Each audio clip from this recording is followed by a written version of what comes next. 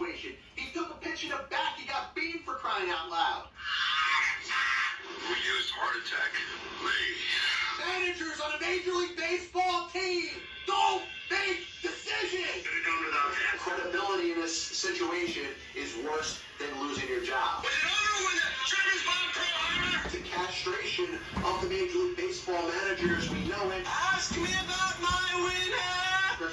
What's going on, everybody? Another edition of the Passball Show brought to you by JohnPLA.com, by St. Aloysius Church in Jackson, New Jersey, by Two Ways, One Passion Food Truck located in Scranton, Pennsylvania. In a little bit, I'm going to talk about the differences in each sport when we're trying to quantify what the greatest of all time is. And I'm going to focus on players. You could also set it, if you want, to teams and coaches and owners, any section of the sport that you want to. But I do think the criteria based off of the different sport is different. We'll talk about that in a little bit. Obviously, you got the Major League Baseball owners lockout, the owners locking out the players. Owners are pissed, players are pissed, the commissioner's pissed. Fans obviously are upset with everything that we've seen. You know, and a fan's angle is always going to be how much money the fan puts into the sport by buying merchandise, going to games, concessions, and the fan is always going to feel like they're getting a short end of the stick when it comes to a lockout or a strike. And that's a sentiment that's never going to change. In fact, it's one that probably isn't worth discussing that much. You could talk about it. Fans are upset. They got the right to be upset. The longer that the players are locked out and the longer time that goes by before there's a collective bargaining agreement, the fans, yes, number one, unequivocally are hurt the most. But when you have a dispute, whether it's a dispute with your wife or your husband, or a dispute with your child or your coworker or your acquaintance or your friend, there's two different sides to the argument. One person thinks that they're right, the other person thinks that they're right. Generally, the truth or the rightness, if you're trying to judge, lies somewhere in the middle. And it's easy to take sides. I have had a hard time backing off of my stance when it comes to the support of the players. I've always been a pro-player person. I'm pro-union up to a certain point, but when it comes down to it, I could see the negatives when it comes to union. But during the strike, I really believed that the owners were in the wrong. The strike, of course, I'm referring to 1994 Major League Baseball. They end up canceling the season, no postseason for the first time in 90 years, yada, yada, yada. And obviously that's going to come right to the forefront. That's going to come right into our own minds because the fear is automatically going to exist that, hey, maybe there will be no season this year. And if there isn't, it's kind of scary. 1994 sucked. And listen, I was only 14 going into 15, but as a baseball fan, which I love the sport more than anything outside of God and my family, it was something that was very tough to digest. And if you're in a moment, if you're in a position right now, you certainly do have to believe that at least there's a remote possibility that there might not be baseball this season. The entire season could be canceled, but at the very least, we're looking at spring training games. We're looking at the delay to the start of the season. We're looking at a season that might be less than 162 games. So when we divulge ourselves into it, the natural reaction from a human nature standpoint is who are we going to blame for it? And once again, the 1994 strike, I believe, was solely by the owners. And the last thing I'm ever going to bring up on this show, and I'll say it right now because it's something that I will never repeat. It's not a matter of billionaires against millionaires, because that's where John Q. Public tries to make like they can't relate to what's going on. John Q. Public can relate to what's going on within their own set of financial terms. The issue is more of a dispute than it is over a battle of millions and billions of dollars. And I know there's a lot of people that don't understand that. They feel, you feel like you make, if you make $11 an hour, if you make $500 a week or less. If you have a hard time putting food on the table to support your family, you make as if you can't relate to what's going on in a billion-dollar industry like baseball, but it's the same type of dispute that you, who may not be making that much money, have with your wife or your spouse or your husband when you're arguing over money.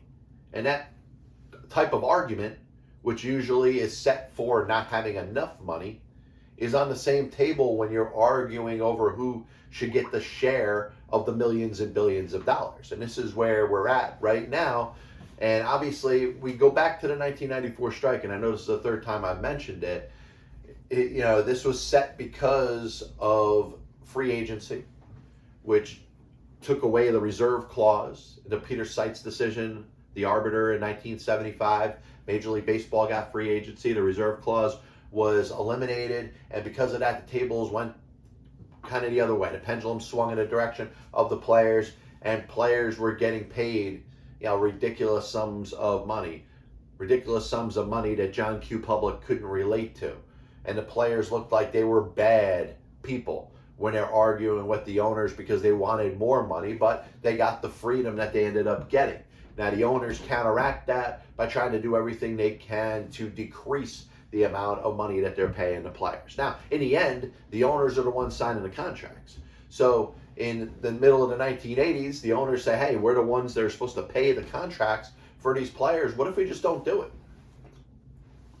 What if we manipulate the free agent market to control which players sign with which teams, and therefore we could curtail the salaries of Major League Baseball players? And that's what the owners did.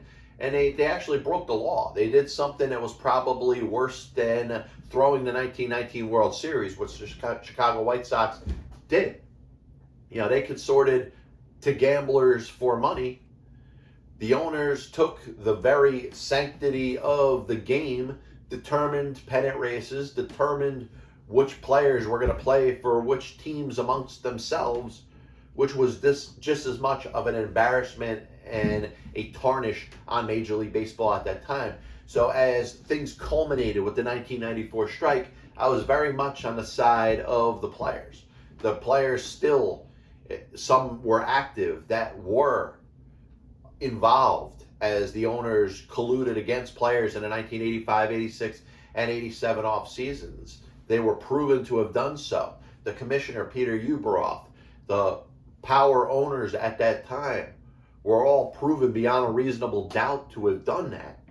So the players, feeling like the owners can't be trusted, walked out of the sport, a very sport that was trying to tell them that the team should have a salary cap. Now you look at how things have gotten a lot better for the players. The salaries have gone up. Major League Baseball players, if you followed the 24-hour or 48-hour, 72-hour window where there was $1.7 billion that was agreed to and upon for Major League Baseball players in that time, the players aren't in a position to claim poverty. Now, one of the other issues is how do you take care of the minor league players?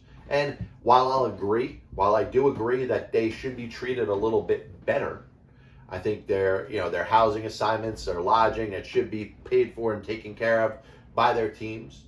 They shouldn't have to eat ramen noodles per se, but there's a reason that they're in the minor leagues. And to equate the salaries of what a player with 1 day of service time gets paid for playing in the major leagues is enough of a jump to warrant what the difference is between the minor and the major leagues. And the reason I get into this is because if you go back to the mid-1940s, the time frame where there was a lot of change presented for baseball started with the death of Kennesaw Mountain Landis, which baseball couldn't wait to put him in a Hall of Fame, but you saw all the good things that were available to baseball once Kennesaw Mountain Landis died. Obviously, integration was number one. Expansion, which started to kind of happen in the 1950s, but also an opportunity for players to play in different leagues. And baseball had some threats, whether it was the Pacific Coast League, whether it was other minor leagues, that players were getting paid almost as much as they were in the major leagues. And I think this puts a lot of things in perspective, because there is a difference between minor league baseball and major league baseball. There's a difference between, and no offense to a person that pushes carts outside of a grocery store and a person that runs the entire store. There's pay grades that are involved based off of what your job is. And perhaps the person that pushes the shopping carts can aspire to be the manager of the store someday and has that opportunity. If they grow and they build and they can get themselves into that position, then they would understand what it's like to get paid what the manager at a store gets paid. Minor league baseball players are minor league baseball players because either one, they're not ready to play in the major leagues yet, or number two, they're not good enough to play in the major leagues. And you talk about situations where sometimes there's great stories of players that get into the major leagues when they turn 27, 28, 29, 30, and their rights when it comes to free agency. Listen, I get it. And if you're a pro player, you're going to do everything you can to try to take care of your brethren, try to take care of everybody that's under the same roof. The minor league players, yes, should be treated better. If we're looking at a salary increase for what they're making, it should be incrementally. And if you are going to change it, maybe increase the salary based off of the level of minor leagues that a player is playing in. There's no way they should get $100,000 a year. I'm sorry. And that might not sound fair to that career minor leaguer, but there's going to have to come a point where that player either gets into the major leagues where minimum salary is $500,000, $600,000, or they have to make a career decision, just like everybody else has to do in the country. You know, if you're making a certain salary that isn't good enough to make a living, but it's what the job pays, at some point you have to make a decision whether you want to continue to get the low pay for the job that you have, or you feel like your skills are worth something different, and you go out there and you find yourself another job that pays more. It's time for minor league baseball players to understand that. They've been victims up to a point, but they're not completely victims. They're playing in the minor leagues. And listen, I'm all about the dream. I'm all about the love of becoming a Major League Baseball player, and those that have to wait all those years and finally get up there. I think of Chris Coast, who made it to the major leagues with the Phillies after 12 years, 13 years in the minor leagues. There's plenty of players that have done the same thing. They're great stories, but it's not the norm. And those players have to understand that there's no reward for continuously playing baseball in the minor leagues. It's called the minor leagues for a reason. So if we're looking at the treatment of minor league baseball players as a main reason, or in some cases the sole reason why there's a lockout right now and why there's a chance that there might not be Major League Baseball on time for the 2022 season, I have a hard time trusting that. I have a hard time backing the players if they're not willing to meet the owners in the middle when it comes to minor league baseball. Now, the commissioner has done a lot of things that haven't been great for baseball either. All the additional rule changes, dropping, 60-something minor league baseball teams.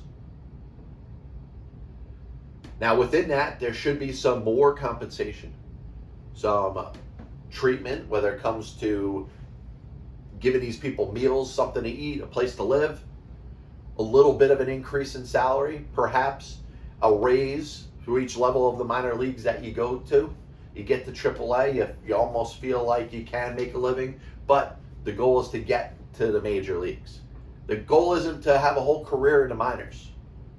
And I don't mean to knock people that work jobs just for the sake of having a job, but there are jobs that are set to be stepping stones. The unemployed becomes employed by taking a stepping stone job, and eventually moves out of that job into a job that pays better. Major League Baseball is not set up for minor leaguers to have a career. It's a stepping stone.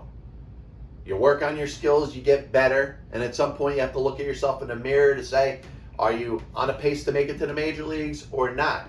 And if you're not, then maybe, with all due respect, it's time to move. Time to move, time to change careers, time to do something different with your life. So, analyzing the whole greatest of all time discussion, I think it's great because I could open it up with baseball, I could open it up with football. I love the discussion because I think they're all a little bit different. And I'm going to take a quick second because we got the one camera's kind of fading on me. Hold on one second. This is John Pielli here, Pass Ball Show, brought to you by johnpielli.com, by St. Aloysius Church in Jackson, New Jersey, by 2A's, One Passion Food Truck, located in Scranton, Pennsylvania. And we got the camera back going, so my apologies for that. But we talk greatest of all time as it applies to football, baseball, basketball, hockey. You know, there's the great one, Wayne Gretzky. Very hard to dispute anybody else being in the same league as Gretzky. Yes, Alex Ovechkin, Sidney Crosby have had good careers. Gordie Howe was great before. You could talk about the likes of Mario Lemieux, Jaromir Jagr, and countless others when you're talking about the greatest of all time in hockey. I want to spend some time talking about the position-centric elements of judging the greatest of all time. Because in football, it's a lot tougher. It's a lot harder to compare a quarterback to a wide receiver, to a defensive lineman, to a cornerback, to a kicker. And obviously, you talk about more important positions. What's the most important position in football? It's unequivocally the quarterback. Running backs could be great. The edge rusher could be great. Wide receivers could be great. But teams win championships with a great quarterback. So when you're talking about the greatest of all time when it comes to football, most of the discussion is going to be centered around the quarterback. Does that mean that Lawrence Taylor can't be in the discussion? Greatest of all time? Well, he was probably the greatest of all time at his position. Jerry Rice is a wide receiver. Was there really anybody that did what Jerry Rice did over the time Jerry Rice played, for that long of a period of time? And we talk about baseball and the difference between pitchers and hitters. And this is one of my knocks against wins above replacement. You can't compare a pitcher to a hitter and a hitter to a pitcher because they do completely different things. It's apples and oranges. You could talk about the greatest pitchers of all time, but you could also talk about the greatest offensive position players of all time and probably have one list of just offensive position players and just pitchers. And you could say greatest defensive players, and that would be a whole different discussion because you could only rate metrics when it comes to defensive players back to a certain period of time. And even if you're trying to use, let's say, errors over the course of a season to judge a player that played in the 1920s or before when the fields were gravel pits and they were using dish rags as gloves, it's not a factor of all time. And all time is all time. Now, you can't have the greatest of all time, and I'll throw this out there, and you can tell me if you disagree, but I'm going to have a hard time taking back your argument against this. The greatest of all time is the greatest of all time. It's not from 1970 on. It's not from 1950 on. It's not from 1920 or 1900 on. The greatest of all time should factor in all the changes of a game and a sport over the period of time that the sport has existed. One may have done something that is so great for the time that they played and starred in a different game than we're talking about right now. And I bring this up because you think of, let's say, a Steph Curry in basketball. There has not been a better shooter, a more accurate shooter, a wider ranged shooter in the history of the National Basketball Association than Steph Curry. Now, is he the greatest of all time? Well, I think there's elements of his play and his performance that make the discussion live. And it's why the discussion for basketball when it comes to the greatest of all time is one of the most passionate ones out there. Because you talk about shooters. You talk about players that dominated the big men before the three-point shot, or those that shot before the three-point shot. those that played defense, those that played a more physical game than is allowed right now in the National Basketball Association. The players that won the most championships, the Bill Russells of the world. And then you got Michael and LeBron and Kobe. You talk about Bill Russell, Will Chamberlain, Kareem Abdul-Jabbar, most points scored in NBA history, Larry Bird, Magic Johnson, George Mikan. And George Mikan, to me, is the Ross Barnes of basketball because he dominated basketball the way it was played during the time that he played. He didn't have the benefits of the game growing to what it became in the 1960s and 70s, of course in the 80s and 90s, and then what it is today. Ross Barnes perfected the art of getting on base and getting hits, getting to first base before the ball was thrown there to force him out. And he perfected the game the way it was played at that moment in Major League Baseball. He's an all-time great, but where do you rank him? Where do you rank him when it comes to Babe Ruth, Lou Gehrig, Barry Bonds, Ted Williams, Ty Cobb? It's hard to quantify how great a player is when they didn't play in a game that was similar to what you see right now. The dead ball era players in baseball. Players like Ed Delahanty, Cap Anson. Yeah, they dominated the way the game was played. Ty Cobb for the majority of his career. And he said he despised the long ball. He despised the home run. He feels like the home run ruined the game of baseball. Well, he was one of the greatest to do it before, not necessarily the advent of the home run, but the popularizing of the home run, which started with Babe Ruth. And now you talk about those that play now that don't hit home runs, that don't necessarily get judged amongst the greatest of all time. I talk about Tony Gwynn, who I think is one of the most underrated players to ever play in Major League Baseball history. And the more time that goes by, the more Tony Gwynn's accomplishments get diminished. The fact that he was a contact hitter.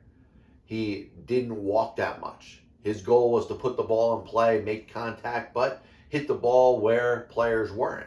His .338 batting average was the highest batting average for a player that had over 1,000 over 1,000 at-bats since Ted Williams retired after the 1960 season. And that says a lot for the way that Gwynn played. He was a throwback player, but in the importance of wins above replacement and all analytic data, it penalizes Tony Gwynn for not getting on base. So how do you judge when you say Ty Cobb gets all the credit for hitting .366 over the course of his career, not a lot of home runs? If Ty Cobb played right now, the sabermetricians would try to make a case that Ty Cobb wasn't very good because he doesn't walk a lot, because he doesn't hit a lot of home runs. Players now in baseball are being rewarded for having lower batting averages, but higher on-base percentage, higher slugging percentage makes up for the lower batting average. Now you got, like I said, Ty Cobb hit .366. Yeah, if he played today, he might not hit .366. Would he adapt or change to the game as it was played today? And these are some of the harder discussions that we have when it comes to quantifying the greatest players of all time. Like I said, football, it's a position issue. You can talk about how important the quarterback is, and with that, there's nobody that's done what Tom Brady has done. Yet I look at Lawrence Taylor, and I look at Jerry Rice, and I think of how they changed the game and how nobody that has played those positions have ever done what LT and Rice have done. How does that bridge the gap if you're trying to talk about the best football players in history? Obviously, it leads you to say, let's do the best quarterbacks. Let's do the best edge rushers, linebackers, defensive linemen. Let's do the best receivers, running backs. And I think the same should probably be done when it comes to the National Basketball Association. The best big men, the best pure scorers, the best shooters, best defensive players. You know, Dennis Rodman gets a little bit more credit, right? You think of Ben Wallace. I think of a bunch of players, Kevin Garnett is a great defensive player. In baseball, pitchers, hitters, defensive players. Now, should we do the same thing for hockey? Obviously, there's a difference between the goalie and a non-goalie. You can't compare Martin Brodeur and Bobby Orr. It wouldn't be fair to compare Patrick Waugh with Mario Lemieux. You're talking about apples and oranges, players that responsibilities were different. So should you talk about scorers? Maybe have a category separate for them, a category separate for goalies, maybe a category separate for defensive players, defensemen. You know, the Ray Borks of the world, Paul Coffey, Bobby Orr. You know, the best players to play different positions. Offensive players, which is centers, wings, defensive players, and goalies. Now, that broadens the discussion, right? Because in the end game is about finding the player or identifying the player that is unequivocally number one. And that's what we argue with. We argue about that all the time. Who is the best? Is it Tom Brady or is it Jerry Rice? Is it Michael Jordan or is it Kobe Bryant or LeBron James? Or is it Bill Russell or is it Kareem Abdul-Jabbar? So many issues when it comes to trying to quantify what the criteria is for the greatest of all time. But we have to get to the point where we understand there could be different definitions of the greatest of all time. Like I said, in basketball, there's great shooters, there's great rebounders, there's great scorers. There's just players that are just that dominant, that control the sport. Wilt Chamberlain would stand on one side of the court and just have the ball be thrown to him so he could try to score as many points as he can because he was so towering and much bigger than the other players. Steph Curry has an advantage because he could shoot the basketball from anywhere on the court. He could get an open shot from anywhere because his range is a lot further than any of the better three-point shooters that we've seen in NBA history. Babe Ruth was able to hit the ball so far at a time where players weren't doing that. He says, hey, I'll lift the ball. And basically a forefather for the generation of baseball we have now. We talk about launch angle. We talk about the ability to elevate the ball. Chris Bryant, the whole expression he made, hey, I'm looking to hit 4 fly balls. And hopefully one of them is going to go over the fence. That's baseball the way it's played today. And without Babe Ruth, the game probably wouldn't be played the way it is today.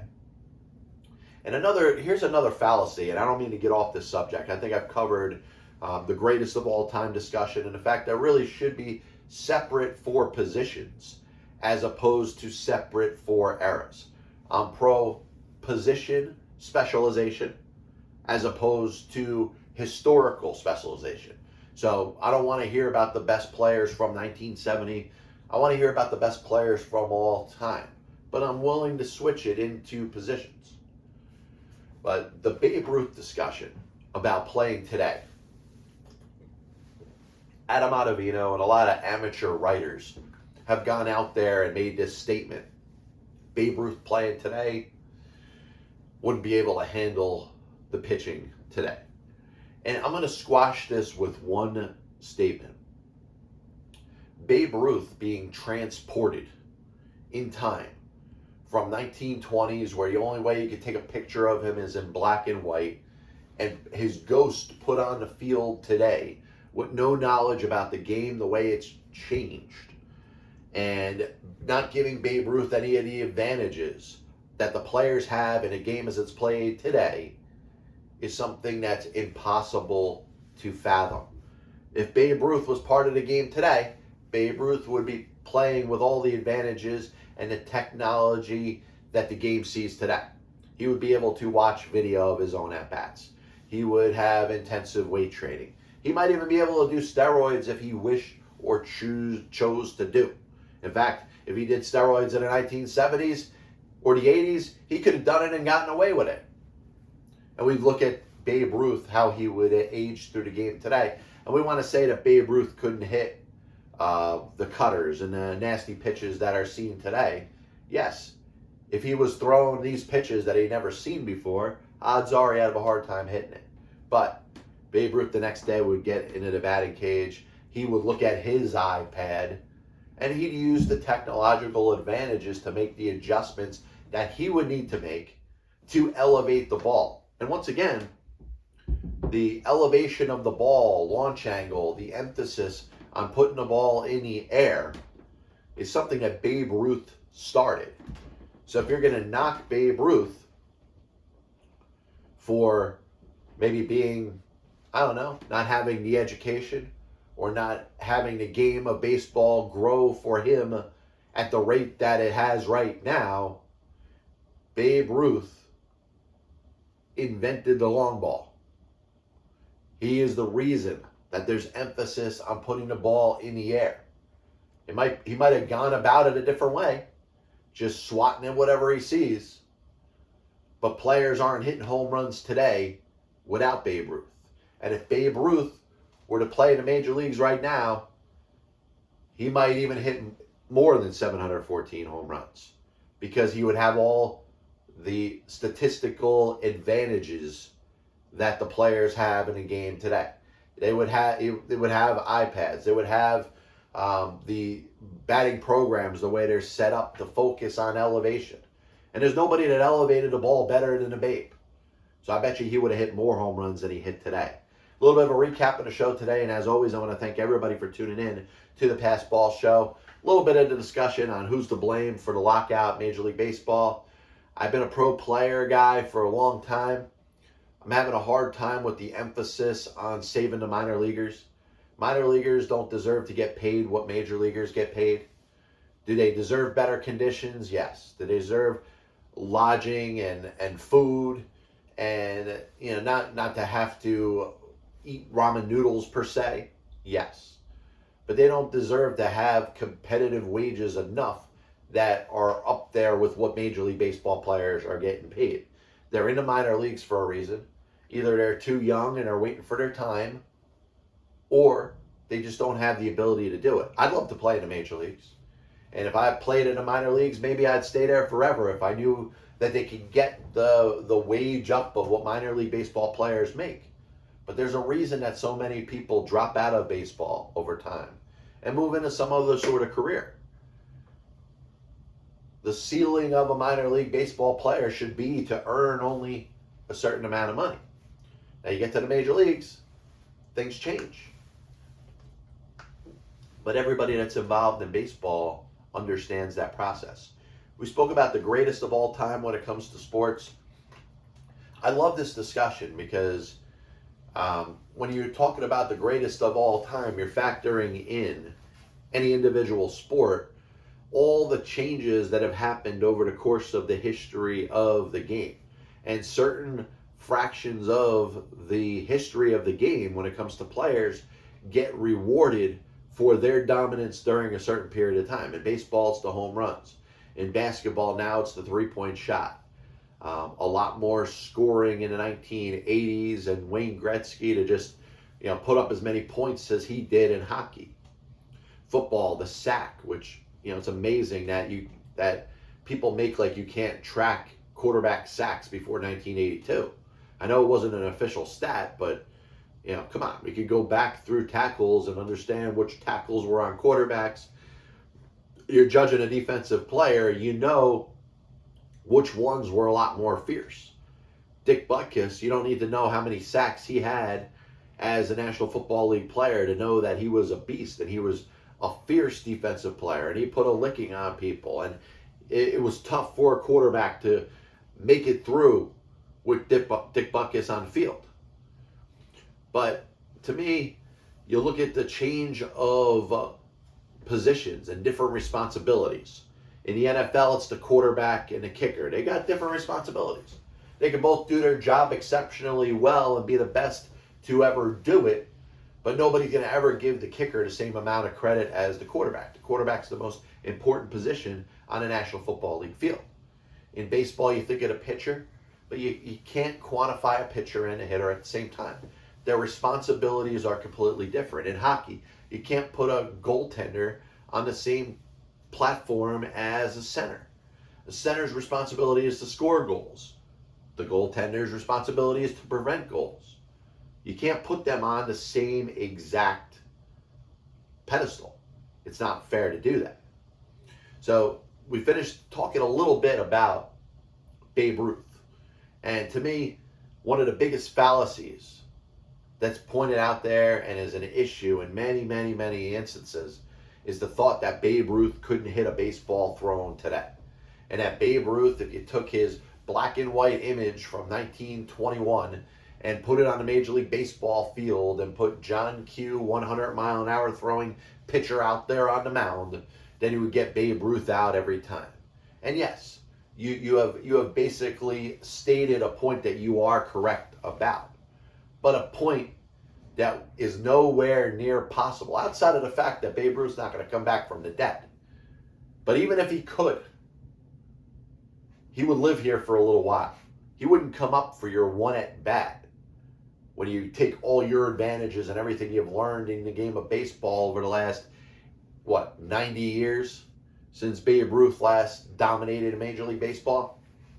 If Babe Ruth was here for a day, if Babe Ruth was here for a week, if Babe Ruth was here for a month, he would gain all the tactical advantages that exist and the technological advances as they've changed in baseball to favor the hitters. And guess what? When you're talking about launch angle, lifting the ball, elevating it, trying to hit 3 or 4 fly balls in a game, hoping that one of them goes over the fence, guess where that started from? Guess who was the forefather of elevating the baseball and hitting it over the fence? George Herman Ruth. We'll be back with you next week. I'm heading down to Orlando, where I'm going to participate in the minor league portion of the baseball winter meetings. Wish me luck as I'm down there. We'll probably try to do a show maybe before I get back next Wednesday. If not, I'll do a show from here on Wednesday when I return. God bless you. We'll be back with you then. Enjoy yourself. Like I said, we'll have a good time as we're down in the Orlando area. Enjoy your football, basketball, hockey, and hopefully we get a little bit closer to having baseball in the near future.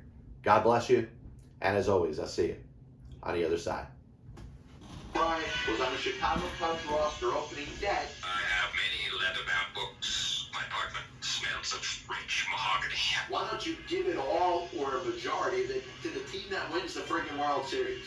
I was gonna listen to that, but then I just carried on in my life. Now they come out as the biggest Major League Baseball manager apologist. That'll only make someone work just hard enough not to get fired. Because hitters are going out there saying, I'm either going to hit a home run or I'm going to strike out. And if I don't get a pitch that I feel like I could drive out of the park, I'm not even supposed to be here today. especially you prospect fours and hoarders, are going to be a little pissed off at me when I say this. I'm a dude playing the dude disguises another dude. There are only 2 managers in baseball's Hall of Fame who have losing records. One of them is the iconic Connie Mack, who you could say, in spite of winning 5 World Series championships as a manager, could be in as much as a pioneer.